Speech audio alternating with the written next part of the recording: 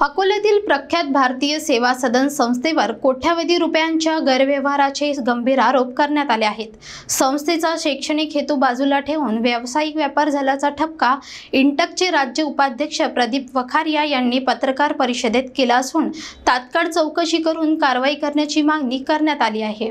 अकोला शहरातील ऐतिहासिक व शिक्षणासाठी समर्पित भारतीय सेवा सदन या संस्थेवर कोट्यवधी रुपयांच्या गैरव्यवहाराचा आरोप करण्यात आला आहे। इंटकचे राज्य उपाध्यक्ष प्रदीप वखारिया यांनी मंगळवारी आयोजित पत्रकार परिषदेत हे गंभीर आरोप करत संस्थेच्या संचालक मंडळांवर चौकशी व कारवाईची जोरदार मागणी केली।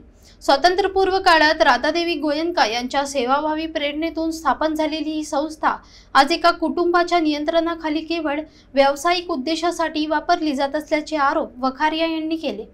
शैक्षणिक कारणांसाठी राज्य शासनाकडून नाममात्र भाड्याने दिलेल्या 25 एकर जागेवर कोचिंग क्लासेस, अकॅडमी आणि व्यावसायिक उपक्रम राबवले जात आहेत। त्यामुळे शासनाचे आर्थिक नुकसान होत असून संस्थेचा मूळ हेतू धुळीस मिळाला आहे।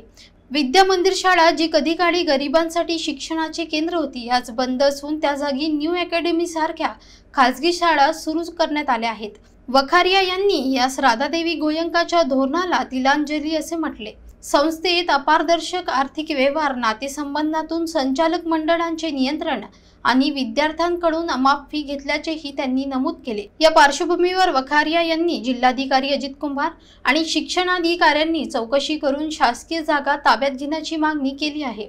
तसेच विद्या मंदिर शाळा पूर्ववत सुरू करावी अशी ही अपेक्षा त्यांनी व्यक्त केली। प्रसिद्ध संस्थेच्या अशा स्वरूपाच्या कारभारामुळे अकोलावासियांमध्ये नाराजीचे वातावरण असून प्रशासनाकडून तातडीने कारवाई होईल का हे पाहणे महत्त्वाचे ठरणार आहे।